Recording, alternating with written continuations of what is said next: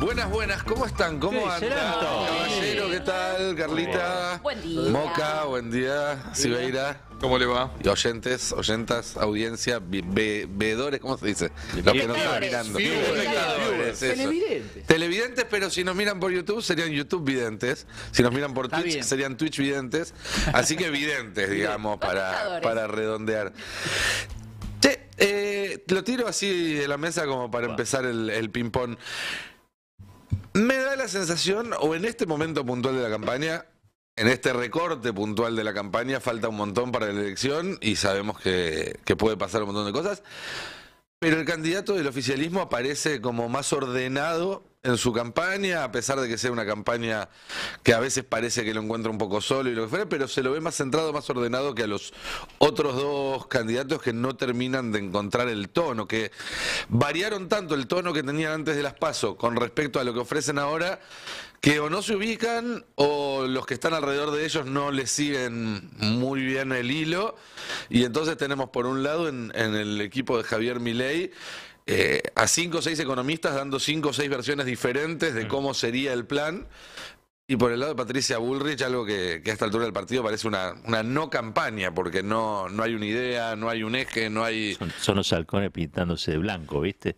Sacándose las plumas, te diría. En lo que decís hay un mérito del candidato de Massa, pero yo haría el centro en una especie de desorientación del resto, ¿no? Hay una falta de eje, porque aparte el discurso de Milei, como no podía ser de otra manera, llega a un punto en que puede saturar, porque la novedad de un tipo que dice atrocidad tras atrocidad puede impresionar, sobre todo en un momento de tanta bronca colectiva, digamos. Pero después cuando no lo sacás de ahí, y como decís vos, se rodea de asesores que dicen cada uno lo que se le ocurre, lo de Bullrich directamente es de una opacidad total. Yo la veo muy desgastada, Bullrich. No, es que creo que no encuentra el eje, ni lo va a encontrar, ¿no? Es muy difícil encontrarle el eje a esa campaña, ahora tratando de moderarse cuando la lógica era yo que ella moriría con lo que sé. Con las botas puestas. Porque la verdad, Nunca mejor dicho. uno la ve tan titubeante en un rol de actriz que le sale muy mal. Ayer pusieron un video en TikTok donde dice que va a presentar. Encima siempre, ¿no? Siempre hay como una propuesta que algún día les voy a anunciar. Sí. Eso ya no. Hay como, no existe en el TikTok. Está claro que los partidos que se quieren sumar al TikTok y no conocen el lenguaje, ¿no? Eso le está pasando un poco a Massa, mucho más me parece a Patricia Bullrich. El otro día lo contaba este chico Iñaki que le hace las redes Sí. a Milei, cómo era un poco ridículo lo que quiso hacer Rodríguez Larreta, que usaba las redes del TikTok, pero en el lenguaje como si le estuviera hablando a un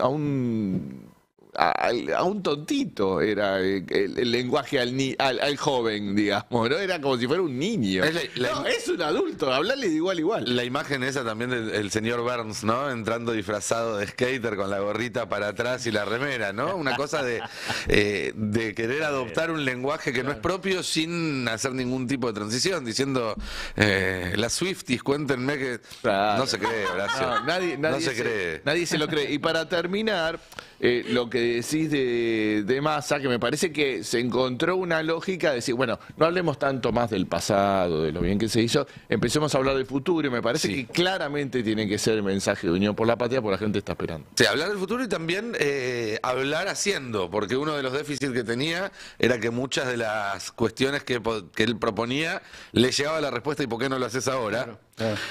Que es cierto que en un montón de cosas es necesario tener el apoyo renovado que te da ganar una elección, o dejar atrás este año que por la sequía y un montón de cosas es muy horrendo para tener otro margen para actuar. Pero sí hay cosas que sí se pueden empezar a hacer, y él lo empezó esta semana con algunos anuncios o anticipando anuncios que van a venir en los próximos días, como el tema de ganancias. Hay que prestarle mucha atención el jueves que viene cuando se presente el presupuesto 2024. Va a ser un presupuesto con superávit. Está jugando fuerte, encontrando una manera de que el doble sombrero del que hablamos tantas veces acá Juega a favor. no le moleste tanto. No sé si juega a favor, pero por lo menos que claro. no se le esté por caer uno de los dos todo el tiempo. Habrá que, insisto, es un recorte de ahora, primeros días de septiembre. Estamos todavía un mes y medio de la elección y puede pasar muchísimo, pero hay ahí creo un eje que encontró. La entrevista de ayer fue sumamente interesante. Vamos a ver qué pasa. Yo creo que lo que suceda hoy y mañana en Tucumán es para prestarle atención. Mañana ya está confirmado. Pues vieron que hoy hay primero una actividad, después hay una cena, mañana también hay otra reunión, después y termina con un gran acto. Bueno, al gran acto, que va a ser el relanzamiento de la campaña presidencial del Frente de Todos, no sé si ya lo charlaron más temprano, pero va a ir Axel Kicillof, va a ir Máximo Kirchner, va a ir Guado de Pedro. Además del resto de los principales candidatos en todo el país, digo, estoy mencionando a las tres cabezas de la boleta bonaerense. Ese es un buen Una buena dato señal. a tener en cuenta. Va a estar la CGT, va a estar la CTA, van a estar gobernadores, intendentes. Hay una estructura del PJ que está jugando de modo más activo. Eso parecería Más estar intenso, empezando porque además a es mostrarse. autodefensivo. Se están jugando muchos porotos Sí. ellos mismos, ¿no? Eso pesa. Y además pesa el hecho real de que el gobierno tiene a su favor la capacidad de producir hechos reales, como decías vos al principio, si no solamente una idea de futuro, sino cosas concretas que puedan mejorar. Si eso se aprovecha bien, si la estructura se pone en acción, y además si contamos con la colaboración de una candidata que prácticamente no existe y un candidato que a mí me da la impresión de como que su estrella llegó a brillar de un modo desmesurado y hay una especie de plano de tensión, porque él está, según las encuestas, muy cerca o cerca de la posibilidad de ganar en primera vuelta, pero eso no se modifica, no pega el salto, ¿no? Yo creo que Milei encontró su techo en su vicepresidenta.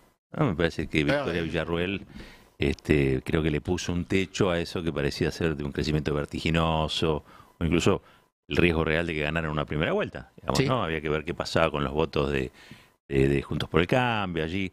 Por otro lado, me parece que Massa encontró un discurso. Se van a sorprender lo que voy a decir, porque alguno se va a caer de espalda, pero yo creo que en Massa hay como una depuración de ciertas cartas de Cristina. ¿Se acuerdan las cartas, las famosas cartas de Cristina al mundo, a Alberto, a todos? Creo que está por salir un libro incluso en estos días, que es la compilación de esas cartas, con lo cual se va a poder cotejar lo que decía. Y me parece que eso lo ayuda mucho a Massa. Lo embiste de cosas que quizá a veces Massa no tenía por historia, digamos, ¿no? Pero es comprender, Massa no está en el mismo lugar. Yo siempre hacía la misma pregunta, es ¿quién caminó más? ¿Cristina hasta Massa o Massa hasta Cristina? ¿No?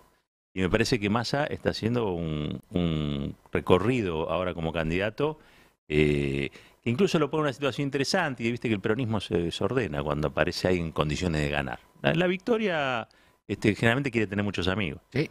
Así que me parece que es un buen momento de Massa en una situación muy complicada donde se va a conocer 2 dígitos de inflación, nada más Sí. y nada menos. Sí, sí. Vos nombraste, alguien nombró a Axel Kicillof y yo quería recortar una frase de Axel Kicillof que pasó bastante desapercibida, pero para mí fue estremecedora. Hay que cantar nuevas canciones. Sí. Mirá, Hay que cantar nuevas, no se puede, hay que cantar no las que conozcamos todas, sino canciones nuevas. Y eso es un mensaje político, discursivo, formidable. Creo que eso... Y eso te deriva, yo justo que quería preguntarle a Edgardo a propósito de eso, porque hubo una discusión ahí, ¿no? Kirchnerizar o deskirchnerizar la campaña. Me parece que se optó por la deskirchnerización. Nosotros habíamos comentado acá que, bueno, hay un electorado que está enojado, apático, principalmente en el conurbano. Recién hablábamos con la chica de analogías que nos decía, bueno, que el electorado indeciso sigue siendo mayoritariamente de los sectores populares, o sea, es un electorado que votó al Frente de Todos y está enojado.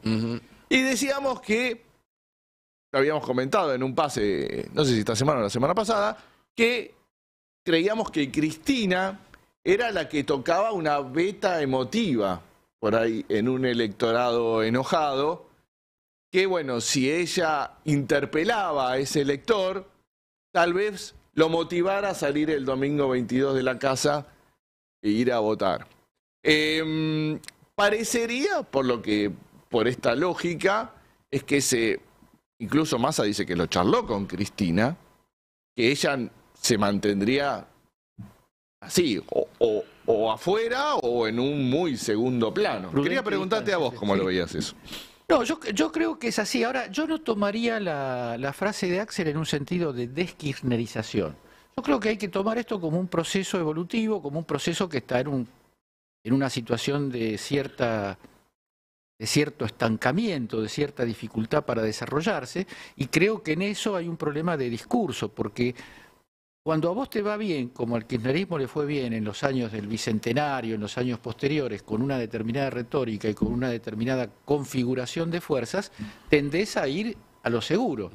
Pero hay que ser muy perceptivo de que hay síntomas de agotamiento, de que hay sectores a los que ya no se les está hablando. Y creo que Axel es una persona que tiene esa sensibilidad para capturar el estado de ánimo y para proponer por lo menos modificaciones que están expuestas en modo muy general. Axel no dice en qué dirección hay que actualizar. Pero... Sí, yo en ese sentido creo que a la disyuntiva entre kirchnerizar o deskirchnerizar la campaña, lo que se vio esta semana fue un intento de una salida por arriba, de post-kirchnerizar en todo caso, más que deskirchnerizar, porque Axel en ese sentido es una garantía.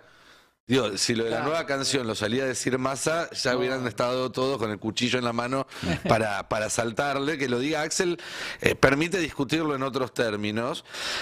Y tiene que ver con el reconocimiento, creo, de algo que Cristina misma viene diciendo hace mucho, que es que aquello que en algún momento fue capaz de convocar una mayoría, hoy ya no convoca una mayoría.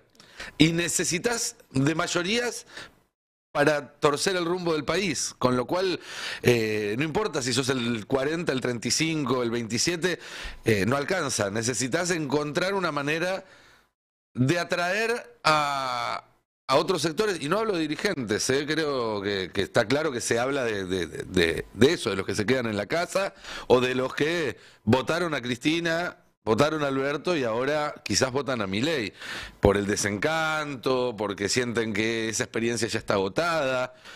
Y ahí es donde creo que es importante también el tándem de Sergio Massa y Axel Kicillof,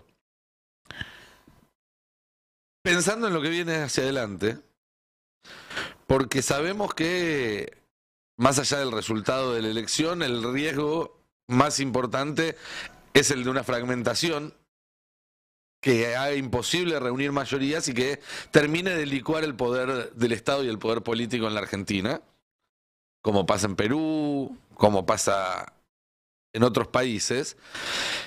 Y en ese sentido, la relación entre Axel Kicillof y Sergio Massa es la que puede garantizar que el peronismo continúe siendo una fuerza con vocación mayoritaria y no se termine desperdigando en un montón de islotes, como sucedió después de la crisis de 2001 y hasta que Néstor volvió a ordenarlo. ¿Se acuerdan de 2003? El peronismo fue con 3 candidatos diferentes. De más está decir que en esta coyuntura, si el peronismo fuera con 2 o 3 candidatos diferentes a una elección, no tiene ninguna chance de ganar.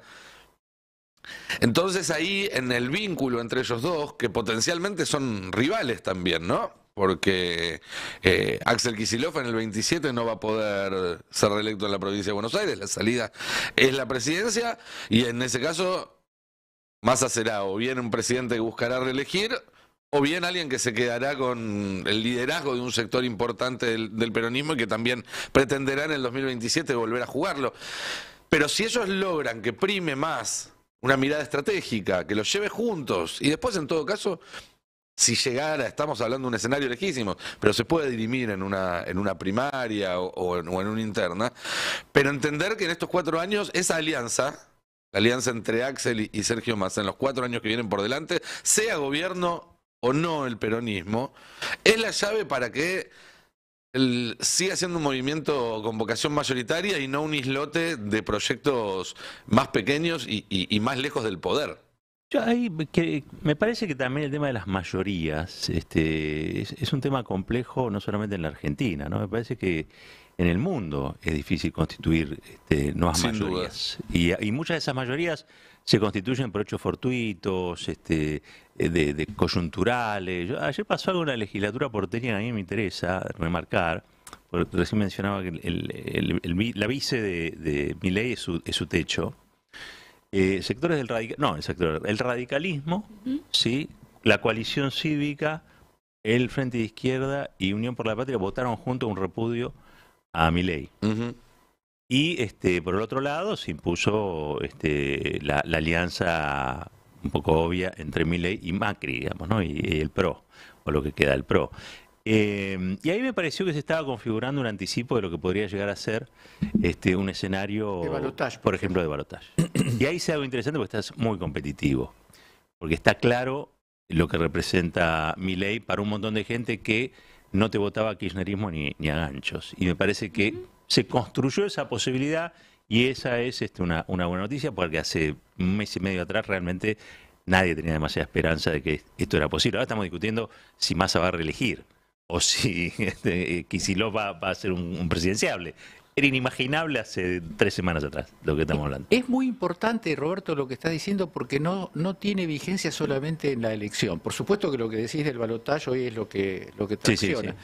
Pero en la Argentina hace falta una recuperación de un diálogo entre sectores más audaces en términos de propuesta de transformación y sectores más sólidos de lo que sería un liberalismo democrático que no participa de del deseo de grandes transformaciones, pero que no quiere el derrumbe, no quiere el autoritarismo. Y la presencia de Milei produce cierta imantación. Claro. Bueno, eso me parece que como dato político es interesantísimo, digamos, ¿no? Está pasando algo que antes no pasaba. Sí, no, claramente se está marcando una división dentro de Juntos por el Cambio. Hay radicales que te dicen que van a votar en blanco o incluso que manifestaron públicamente que van a votar por Javier Milei en caso de un balotaje con Sergio Massa.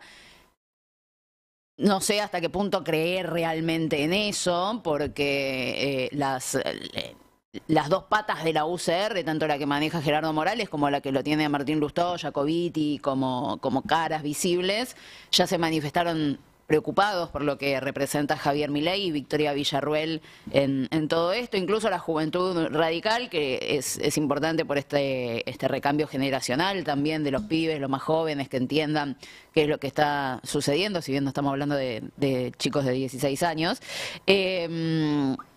Y hay una diferencia, o sea, hay muchos que van a votar por Sergio Massa. Ahora bien, no lo van a decir abiertamente, probablemente lo que suceda es esto que vos estás mencionando. Ir en contra de Milei, no necesariamente ir a favor de Massa, pero alguna alianza va a tener que haber a futuro, que es lo que está convocando Sergio, ¿no? El propio Massa en 2015, me acuerdo que nunca llamó a matar a Macri, dijo, no quiero que Scioli sea presidente de la Argentina. Y eso bastó para que por primera vez el antiperonismo gane un balotaje. Tal cual. Con sectores del voto peronista que siguieron ese. Creo que el eje de todo, el centro de toda esta discusión, y me interesa, Edgardo, cómo lo ves vos, pero es algo que acá ya hemos charlado, que es que de alguna manera el 13 de agosto, con la irrupción de Milei, se cerró la grieta en el sentido de que el eje que dividió la política argentina los últimos 15 años, que era kirchnerismo, antikirchnerismo, se corrió. Y ahora es otro. Ahora kirchnerismo, antikirchnerismo ya no es más la principal disyuntiva. Sí sigue estando, pero hay otras que empiezan a imponerse y me da la sensación de que a medida que se acerque el balotaje, cada vez va a pesar menos, se va a ir alejando en el espejo retrovisor esa disyuntiva kirchnerismo, antikirchnerismo, y vamos a ver más cerca hacia adelante la bifurcación que propone el tándem Milei-Villarruel. Que está muy enlazado todo esto con la frase que mencionábamos de Axel, porque en realidad la interpretación, por lo menos la que yo hago, es ojo, porque el cuadro de esto que decías vos, Nico, es un cambio de configuración del sistema político. Hay que pensar en esto, sin renunciar a una identidad, sin renunciar a una historia. colocarse en la hipótesis de lo que va a ser el conflicto político argentino, casi yo diría necesariamente, porque la irrupción de un personaje como Milei, más allá, la suerte electoral puede cambiar muchas cosas, pero por lo pronto el personaje sigue estando ahí y nada indica que va a desaparecer fácilmente. Entonces, eso reordena el sistema político y le obliga a un discurso que sea más capaz de atraer y de sumar que de establecer una línea de diferenciación crítica como la que predominó en los tiempos de oro, digamos así, del kirchnerismo, del cristinismo, y yo creo que eso tiene que ser bienvenido. O sea, la nostalgia por lo perdido no es buena compañera de la política. La política es permanente actualización y adecuación, ¿no? Cristina, cuando hablaba, siempre planteaba la necesidad de un consenso nacional. Vos hiciste notas a propósito de eso, en grandes temas que está claro que un solo gobierno no puede resolver. Vemos hoy la situación del Congreso, prácticamente paralizado, donde no se pueden poner de acuerdo en absolutamente nada. Y me parece que ella se veía en dificultades de ocupar ese lugar, y eso me parece un poco también, que en su momento podría ser Guado, que Guado se había preocupado en su carrera de generar lazos con distintos sectores, y bueno, terminó siendo Massa, y él anoche lo dijo, bueno, muchas veces me criticaron, excesivamente dialoguista, etcétera, y ahora, bueno, es la posibilidad, ¿no? Me llamó la atención que él, bueno, está planteando un gobierno de unidad nacional, y dice que no sería mediante acuerdos compartidos, ¿no? Porque eso es importante, porque el discurso de la casta, si llega a haber un acuerdo peronista radical, claro, es muy fácil englobarlo. Ahí está, ¿qué querés? La casta que gobierna hace 100 años en Argentina, ese es el atraso, ¿no? Ellos están planteando, y me parece también que sean Massa y Axel, que son dos dirigentes jóvenes, ¿no? O por lo menos de la nueva camada, que sean los candidatos, ¿no? Porque le permiten una renovación que están necesitando. Da la sensación que al menos en esta etapa electoral ese acuerdo tiene que ser por abajo, como le decíamos a Rodrigo Palacios, ¿no? No de cúpulas. No es una cuestión de que en todo caso Massa se saque una foto con Gerardo Morales. El tema es cómo vote ese electorado. Electorado que no responde directamente a la dirigencia. Ya vimos en provincias tanto peronistas como no peronistas que han votado mayoritariamente con más del 50% un gobernador, y 2 semanas más tarde o 2 meses más tarde le han dado el voto a Javier Milei, y de repente 2 semanas más tarde o 3 semanas más tarde vuelven a votar intendentes de otro signo político. Sin ir más lejos, Larreta, ¿cuánto respaldo institucional y de cabezas de partido tenía? Sí, y claro. perdió con el 10% La famosa de los votos. frase de Bullrich del apoyo de Manes Varias veces y ocurrió Vidal en la son 2 historia. votos, ¿no? Y tenía razón. Tenía razón. Bueno, el peronismo cordobés es para mirar también con atención. Lo que ocurre por abajo de Schiaretti es importante, ¿no? En función de Los intendentes, sobre todo. Los intendentes ahí están planteando también, al igual que escuchamos a gobernadores como Quintela, las condiciones en las que tendrían que gobernar si llegara a ganar Milei está empezando a preocuparles. Claro. Y el futuro de la propia estructura, el futuro de la carrera política. Ayer Quintela decía, el ajuste lo voy a tener que hacer yo. Por eso él plantea, si gana Milei, yo renuncio como gobernador. Porque un gobernador, un intendente se va a ver obligado a tomar decisiones que no están en su horizonte político, en su repertorio político. Y eso es sumamente complicado. El peronismo cordobés ahora le sirve mucho de paraguas la candidatura de Schiaretti, ¿no? Entonces, no, nosotros vamos a respetar, vamos a seguir con... obviamente, si hay balotaje... Van a tener que mover. Van a tener que jugarse por una vez en su vida, ¿no? Y un poquito también lo que dijo Schiaretti en las últimas horas, lo de Patricia Bullrich es poco democrático. uno entiende que también te marca un posicionamiento de ese peronismo cordobés, incluso de Schiaretti. Ya no estoy hablando del trasvasamiento que va para Yarlora, que por ahí está un poco más alejado de los acuerdos que había hecho Schiaretti en su momento, porque está marcando una clara diferencia con el sector que parte la Argentina hacia la derecha. Ya no es la extrema derecha Patricia Bullrich, ¿no? Quedó en una posición incómoda, pero bueno, ahí podría haber una señal también. No te digo de para dónde se inclinarían, pero con qué se sienten más cómodos. Claro, cuando le dijo que se bajara. Claro, Patricia Bullrich le dijo que Schiaretti se tendría que bajar de la elección presidencial.